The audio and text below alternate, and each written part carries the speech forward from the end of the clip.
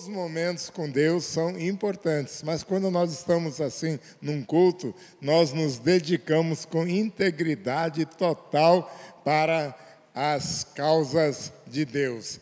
Queridos, nós estamos vivendo alguns momentos um tanto quanto difíceis e às vezes você quer presentear alguém e não sabe o que é que você vai dar. Então, a livraria deixou aqui, a livraria aqui do Subsolo, 2 livros importantes. Esse aqui, do Max Lucado, sobre o fim da ansiedade, que é uma coisa que está assolando muita gente nos dias de hoje. Então, você tem essa oportunidade de presentear as pessoas. E esse aqui, eita, esse nome é tão difícil, Shal Eishor, o jeito Harvard de ser feliz. Então é sobre a alegria, a importância que tem a alegria. Então não é só amar, servir e influenciar. Nós também temos que ter alegria no nosso coração para podermos contagiar as pessoas. Por quê? Tem até um ditado que desde criança eu escuto, né? Sorria e o mundo sorrirá contigo. Chore e você chorará sozinho. É complicado esse negócio, né? Mas eu quero assim, também, eu prestei atenção, não guardei as palavras que Deus colocou na boca da Natália, mas ela falou alguma coisa a respeito de nós termos o nosso foco, os nossos olhos em Deus. Aqui, agora há pouco, Deus usou ela para falar conosco. Eu guardei o sentido. E eu quero assim também ter uma ideia. Quem é que está vivendo bem, com tranquilidade, nos dias de hoje? Está tudo bem? Tem alguém que está tudo bem? Gente, é sinal que as coisas não estão muito bem, né? Ninguém levantou e eu baixei também porque as coisas são difíceis para mim também, para todos nós. Então, obrigado, Bruno, obrigado. Então, queridos, não só nós que estamos aqui, mas você que está também participando conosco do culto online, nós vemos uma coisa, que nem sempre tudo vai bem. Mas às vezes depende também da nossa perseverança na caminhada. Essa semana eu li, não me lembro quem foi o autor da frase, e nem eu gravei ela na íntegra. Mas assim, uma pessoa escreveu, eu não obtive sucesso em todas as minhas tentativas de realizar alguma coisa. Porém, eu fracassei em todas aquelas que eu desisti. Fracasso total é você não tentar. Tem muitos pensamentos a respeito disso. Mas uma coisa é certa, queridos. Aquele que assume a condição de cristão e persevera continuamente, apesar das dificuldades, certamente ele conseguirá êxito na sua caminhada, por mais difícil que seja. E o que é que pode nos levar a não desistir? O quê? A busca de sucesso na empreitada. E a confiança em Deus. Quando nós pegamos a Bíblia e vamos analisar o que acontecia e acontece com o povo de Deus, nós observamos uma coisa. que a nação de Israel, sempre que tudo ia bem, tudo na mais perfeita paz, havia então uma decadência por causa das pessoas se acomodarem e não perseverarem naquela mesma intensidade que vinham até aqui. Por isso, quando você vê a situação da nação brasileira e do mundo, você pode ir até lá, saber o motivo, e você vai encontrar falta de perseverança na empreitada. Então, hoje nós vamos conversar um pouco sobre o tema: o que faz você não desistir? O que é que faz você não desistir? Poderíamos pegar vários textos bíblicos que nos dão suporte para essa mensagem, mas vamos ver uma do profeta Amós, um dos profetas menores lá do Velho Testamento. Amós, capítulo 9. Amós, capítulo 9. Aí próximo de Joel, Ezequiel, Amós 9, vamos ler do versículo 11 até o 15. Vamos ler aí. O que foi que Amós deixou escrito daquilo que Deus revelou para ele? Os profetas recebiam a revelação de Deus e entregavam na palavra. Então está escrito aí. Então, se nós queremos ouvir Deus, é só pegar a Bíblia, abrir e ler o que está escrito. Para aqueles dias, o profeta Amós escreveu o que Deus revelou para ele. Então, no versículo 11 em diante. Naquele dia, levantarei a tenda caída de Davi, consertarei o que estiver quebrado, e restaurarei as suas ruínas. Eu reerguerei para que seja como era no passado, para que o meu povo conquiste o remanescente de Edom e todas as nações que me pertencem. Declara o Senhor que realizará essas coisas. Dias virão, declara o Senhor, em que a ceifa continuará até o tempo de arar, e o pisar das uvas até o tempo de semear. Vinho novo gotejará dos montes e fluirá de todas as colinas. Trarei de volta Israel, o meu povo exilado. Eles reconstruirão as cidades em ruínas e nelas viverão. Plantarão vinhas e beberão do seu vinho. Cultivarão pomares e comerão do seu fruto. Plantarei Israel em sua própria terra, para nunca mais ser desarraigado da terra que lhe dei, diz o Senhor, o seu Deus. Querido Pai, obrigado por esta palavra, muito instrutiva para nós, muito prática para nós, que queremos seguir os teus passos, Pai. Deus, nos ensine sempre de como fazer a tua boa e perfeita vontade e perseverar nessa caminhada. Nós te agradecemos em nome do Senhor Jesus. Amém.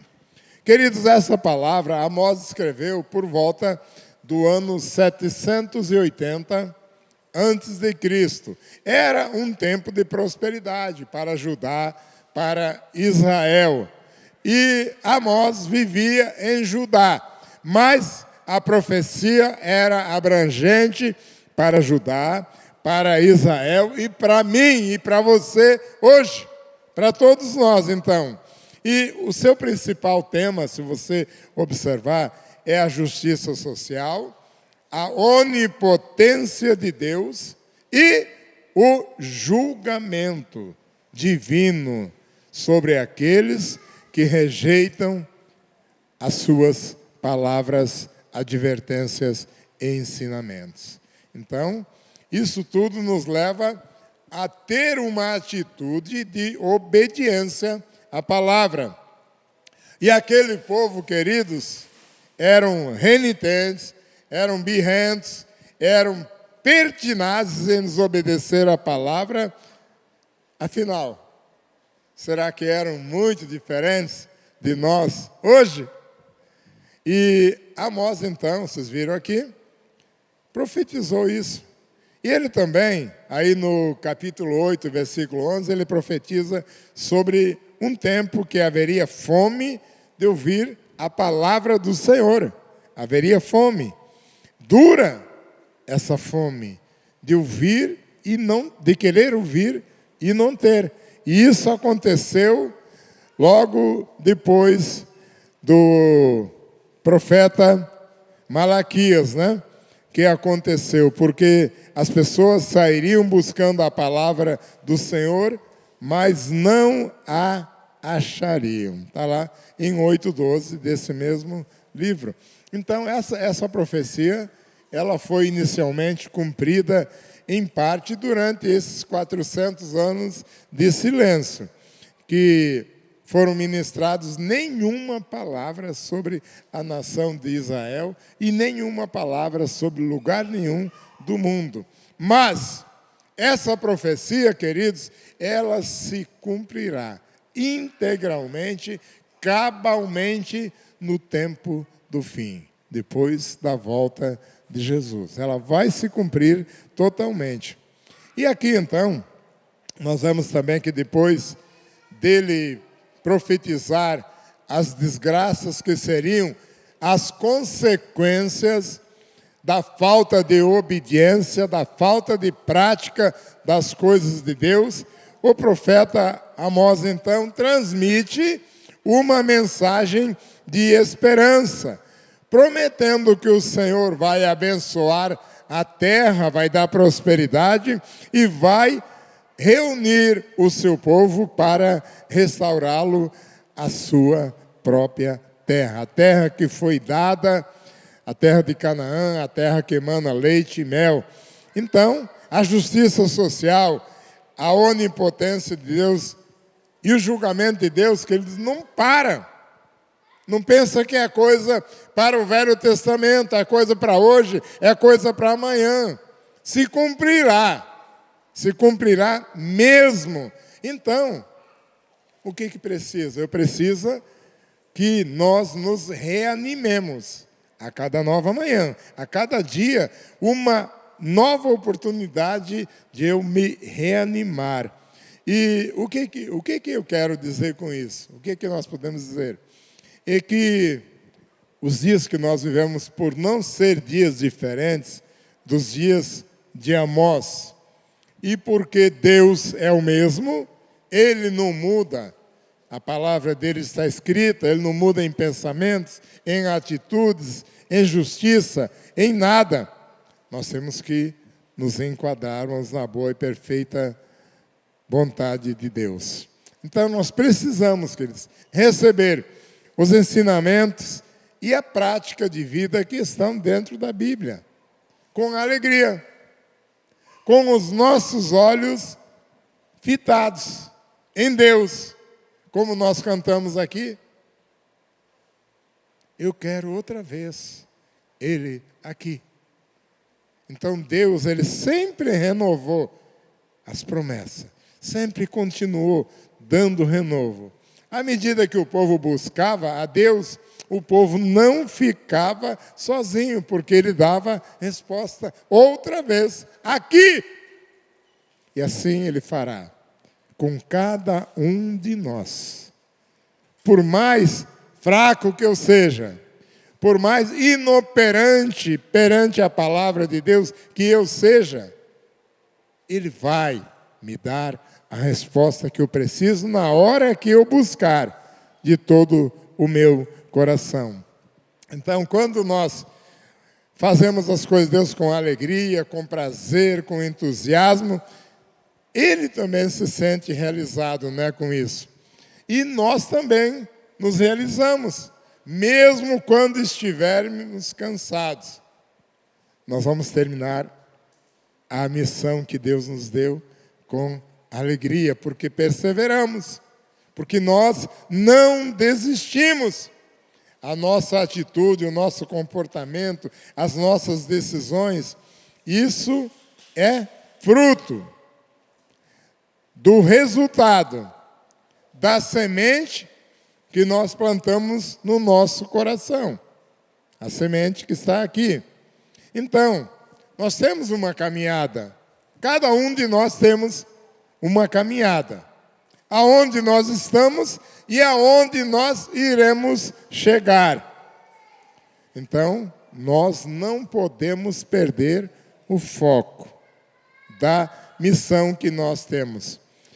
E observe uma coisa, quando a palavra de Deus, ela invade o nosso coração com intensidade, com alegria, e quando nós entendemos que ela é verdadeira e nós vivenciamos profundamente, ela não passa. A presença de Deus fica aqui dentro de cada um de nós. Ela se acomoda no coração e na mente.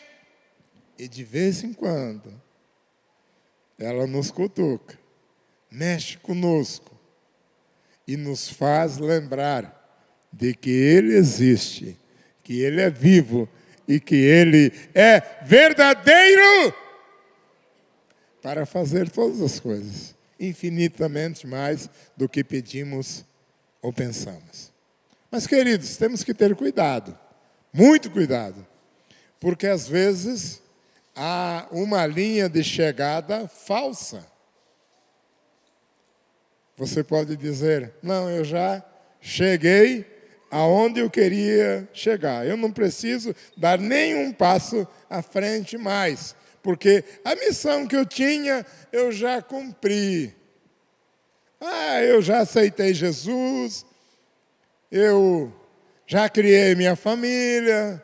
Há muita gente que pode pensar dessa forma, queridos, mas não é. A nossa missão só vai terminar naquele dia que o Senhor Jesus voltar, ou quando nós partirmos desta para outra, que isso é inevitável. A volta de Jesus também é inevitável. E aqueles que morreram com Cristo serão ressuscitados e arrebatados primeiro. Depois nós, os que estivermos vivos também, teremos o nosso corpo transformado e seremos arrebatados com Ele. Aí é a linha de chegada. Aí não tem mais nada que se possa fazer. A persistência, a perseverança é essa. Mas, queridos, aquilo que nós estamos fazendo não saiu como foi planejado. Eu já estou numa célula, eu já estou evangelizando pessoas, eu estou discipulando.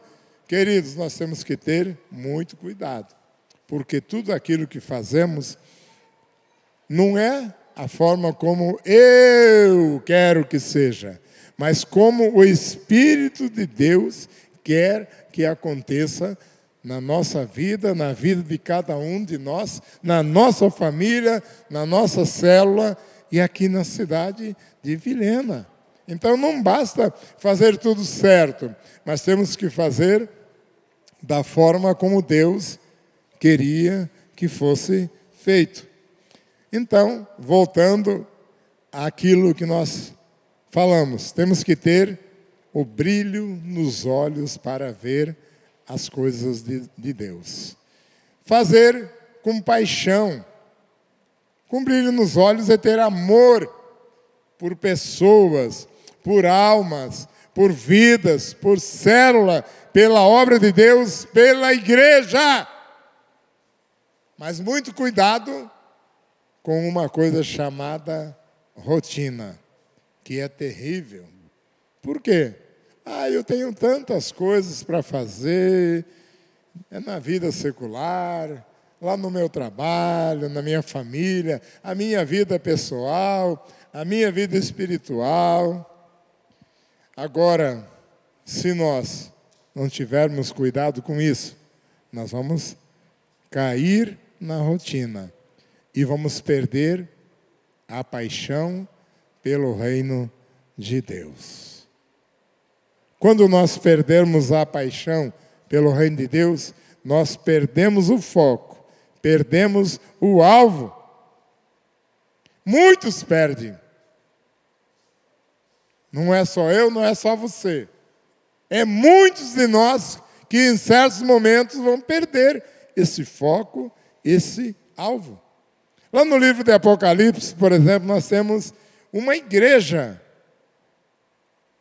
que perdeu o foco. A igreja de Éfeso. Uma igreja que foi muito famosa. Ela perdeu o primeiro amor. Está lá, Apocalipse 2:4. Deus fala assim: contra você, porém, eu tenho isto. Você abandonou o seu primeiro amor. É muito forte isso. Então, por isso que a gente fala, vamos ter cuidado. Porque quando nós fazemos alguma coisa só para cumprir tabela, só para cumprir protocolo, nós corremos o risco de perder o brilho nos nossos olhos. Ou seja, o de fazer a obra de Deus com alegria. Queridos, e aqui tem pessoas dentro desse salão, tenho certeza que tem também online, pessoas que não vê a hora do culto chegar. Eu estou com pressa de participar daquela reunião das células, ainda mais agora que foi aberto um pouco mais, as limitações diminuíram, nós vamos começar a nos reunir fisicamente, presencialmente. Eu não vejo a hora que isso acontece. Então, vamos fazer com alegria, com intensidade e com motivação. Mas aí, vamos voltar lá para a igreja de Éfeso. O Apocalipse 2:5 diz assim: lembre-te de onde caiu e arrependa-se e pratique as obras que praticava no princípio. Então não houve o quê? Perseverança, eles desistiram. Se não se arrepender, diz o Senhor, virei a você e tirarei o seu brilho, o candelabro do lugar dele. Deus falou que ia tirar o brilho nos olhos da igreja de Éfeso. Interessante que você pode ir para a história. Procura aí no seu computador, lá no Google, no seu telefone, e você vai ver que a igreja de Éfeso não se arrependeu. E a profecia foi cumprida. Ela foi desarraigada. Nem escombros existem da igreja de Éfeso. Por isso, queridos, não fique pensando que o Deus de hoje não vai cumprir as promessas de justiça que Ele tem sobre cada um de nós. Segundo ponto, Deus me criou para alcançar o potencial máximo. Então, nós fomos chamados por Deus para cumprir a missão na totalidade. Para que o potencial de Deus em nós aconteça da melhor forma. E nada abaixo disso. E se você e eu vivermos abaixo daquilo que fomos chamados, fique sabendo, não é o propósito de Deus. Não é. Mas aí você pode perguntar, como é que eu posso, então, alcançar o meu potencial? Primeiro ponto, ajude outras pessoas a ter sucesso. Como? Falando de Jesus, testemunhando o que Deus já fez na sua vida, convidando para a célula, convidando para os cultos, mandando mensagens sobre a palavra de Deus, para que isso venha a beneficiar o reino de Deus. Então, a melhor maneira de atingir o potencial pleno é ajudar outras pessoas. E observe uma coisa, que você estará se ajudando a si mesmo, porque quando você precisar de outras pessoas, elas estarão inclinadas a te ajudar também por causa da gratidão no seu coração. E se você está abaixo do seu melhor, é provável que você não esteja dando tudo de si mesmo. Por quê? Quanto mais você dá de si mesmo aos outros, mais valores você cria para você mesmo. E mais segurança, porque você está se sentindo útil. A minha mãe, com 99 anos, ela ainda ajuda a fazer nos afazeres domésticos. E aí minha irmã perguntou, por que a senhora está fazendo isso, mãe? Porque eu quero me sentir útil. 99 anos. Então, ao ajudar outras pessoas, tanto quanto você pode, é claro, você cria uma ampla rede de apoio mútuo. Uma ampla rede de apoio mútuo. Mas, queridos, observe uma outra coisa. Se você conversar com pessoas de sucesso, você vai ver, e elas vão te contar a história e vão dizer que não aconteceu sozinhos. Não alcançaram o sucesso sozinhos. Não obtiveram grandeza sozinhos, mas tinham outras pessoas. Mentores, conselheiros, amigos, colegas, membros das células, discipuladores, pessoas cujos homens e mulheres de sucesso tiveram oportunidade de subir no ombro para serem carregados através da oração, da intercessão e do conselho. Afinal, amar, servir e... Aí já estamos aprendendo. E nós vamos fazer cada dia melhor isso. O segundo ponto, para ser uma pessoa de sucesso na vida espiritual, né? Assuma o controle da sua vida. Não se deixe levar por pessoas fracassadas. Se você quer um conselho, receba de pessoas de sucesso na área que você está precisando. E quando você assume o controle da sua vida, você está alinhando conscientemente a sua vida com a vida de Deus. Não importa o que esteja acontecendo à sua volta, aqui em Vilhena, em Rondônia, no Brasil e no mundo. Mas as coisas estão muito difíceis. Sempre estiveram para aqueles que não perseveram. Então, não desista. Quando nós temos o controle da nossa vida, assim também nós vamos ter a facilidade em nos identificarmos com a felicidade, com a alegria e com a paz. Quando nós alinhamos a nossa vida com Deus, nós vamos construir alicerces profundos e seguros, ricos em fortalecimento para a salvação, para a sabedoria e para o conhecimento que nós devemos ter de tudo para transmitirmos para outra pessoa também. Então, quando nós aprendemos a implementar, a aperfeiçoar a nossa vida com Deus, nós começamos a ver também todos os aspectos que Deus tem para aqueles que vivem alinhados. E isso nos leva a perseverar, a não desistir em momento nenhum. Por quê?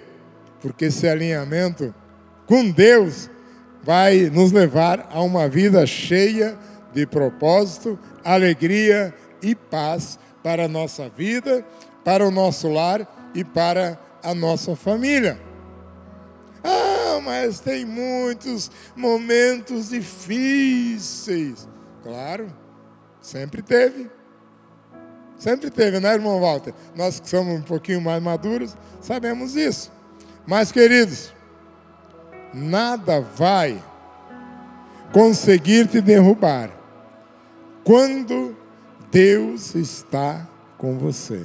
Por isso, não desista, pois Deus é a base que irá te capacitar para atingir o pleno potencial daquilo que você busca. É assim que você consegue realmente assumir o controle da sua vida, deixar Deus fazer a parte dele. E não desista por nada. Queridos, aquilo que você e eu estamos produzindo é de Deus? Bem, se é de Deus, eu não vou desistir, porque Ele está comigo. Até onde os meus olhos conseguem ver? Até onde os teus olhos conseguem ver? Bem, isso eu aprendi lá no quartel. Sempre que você atinge uma linha de chegada, você vai estar no topo de uma montanha ou de algum lugar. Só que aí vai descortinar uma nova paisagem. E a tua visão vai ficar ampliada. Mas quando você desiste e fica lá embaixo no vale, por causa dos problemas, por causa de alguma coisa, nada vai se descortinar à tua frente. Não é isso, Santana? Nada, não vai aparecer nada. Por quê? Porque você desistiu. É muito difícil, vou ficar por aqui mesmo. Ah, tá bom demais aqui, já tá bom. Pronto. É até aí que você chegou. E o inimigo vai deixar você ficar quietinho? Não. Por isso, o tempo de perseverar é agora. O tempo de renovar a nossa visão é agora. Mas com os olhos fixos em Deus. O brilho dos olhos e o amor de Deus é a obra de Deus que vem para os nossos corações. É pegar todas as oportunidades e não desistir. Mesmo porque nós cantamos agora há pouco, para Deus revelar, mostrar para nós os sinais. E queridos, nunca se ouviu e nem se viu tantos sinais da volta de Jesus como agora. Eu não vou desistir. Porque quando Jesus voltar, eu quero estar aqui, pronto, e dizer para Ele, eu não desisti do Senhor. Apesar das lutas, das dificuldades, dos problemas, das beligerâncias, dos confrontos, a minha confiança sempre foi no Senhor. Amém? Vamos ficar em pé, igreja.